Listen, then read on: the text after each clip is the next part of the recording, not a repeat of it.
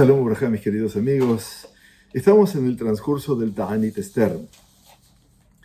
Hoy en la antesala de Purim, a la noche, en todo el mundo, excepto en Jerusalén, también en Jerusalén este año, también en Jerusalén, comenzaremos a leer la Megilá de Esther.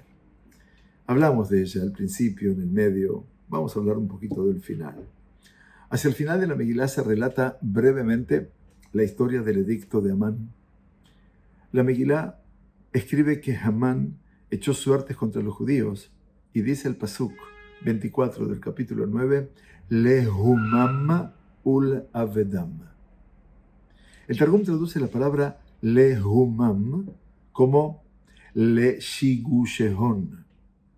Asimismo, en el Sefer Devarim, Moshe Rabenu advierte que Dios traería sobre el pueblo Mehumá, como castigo por sus malas acciones, y Onkelos traduce la palabra como Shigushaya. ¿Qué significa este concepto que Amán quiso Lehumam ul Abedam? Leabedam quiere decir exterminarlos, pero Lehumam, ¿qué significa?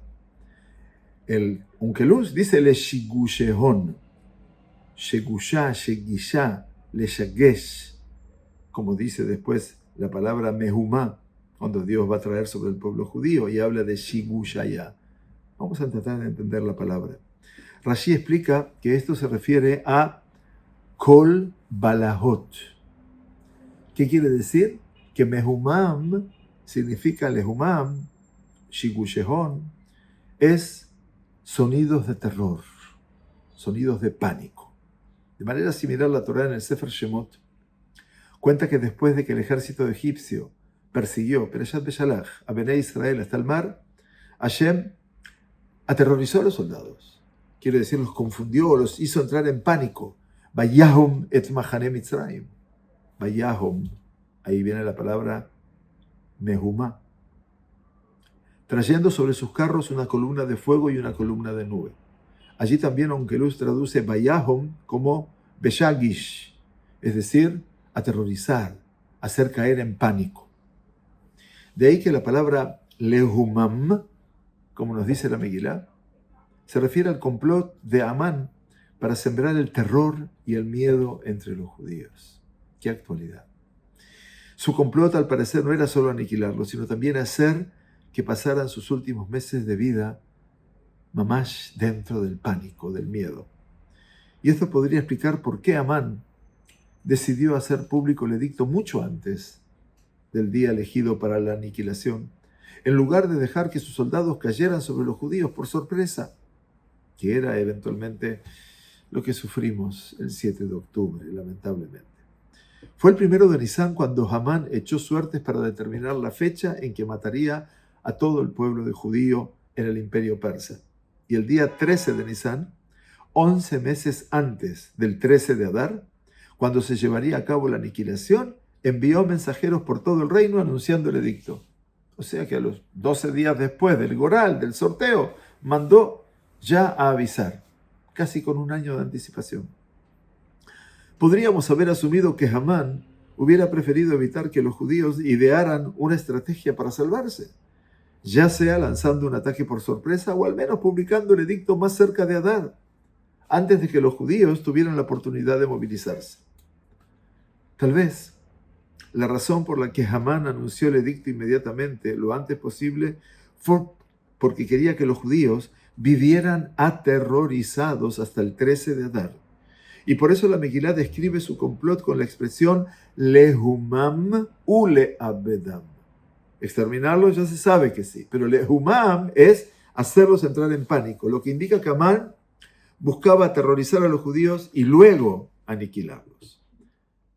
Al final, por supuesto, esta decisión fracasó, ya que Mordejai y Esther lograron frustrar su complot en cuestión de varios días y luego se prepararon para la guerra, para defenderse con la misma cantidad de tiempo, casi un año después.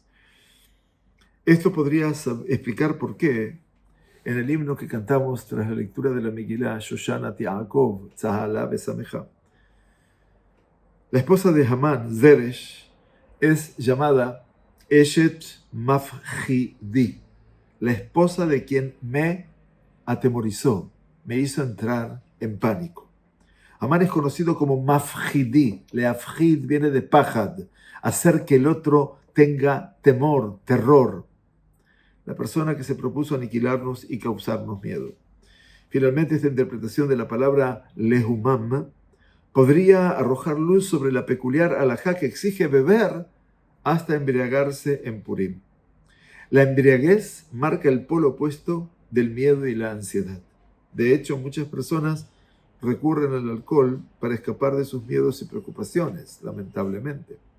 Celebramos el milagro de Purim experimentando lo opuesto al miedo, bebiendo hasta el punto en que trascendemos el miedo y sentimos alegría y satisfacción desenfrenadas.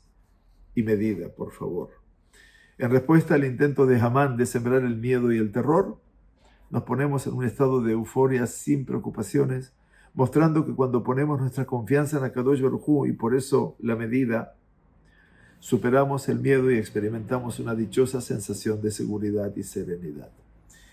Quieran no que el vino de Purim traiga esto, sino que Purim, con su celebración y el sentido de nuestra dependencia en Hashem, traiga la sobriedad suficiente en medio de ese vino que nos permita vivir solamente la alegría y no vivir del temor y del terror sembrado a la luz del día por Hamás y todos aquellos que nos odian. Akadosh Baruj Hu, Imje Sheneem Mitachat Hashamayim. Borré, el Todopoderoso, su memoria y su recuerdo de debajo de los cielos. Gracias. Purim Sameach.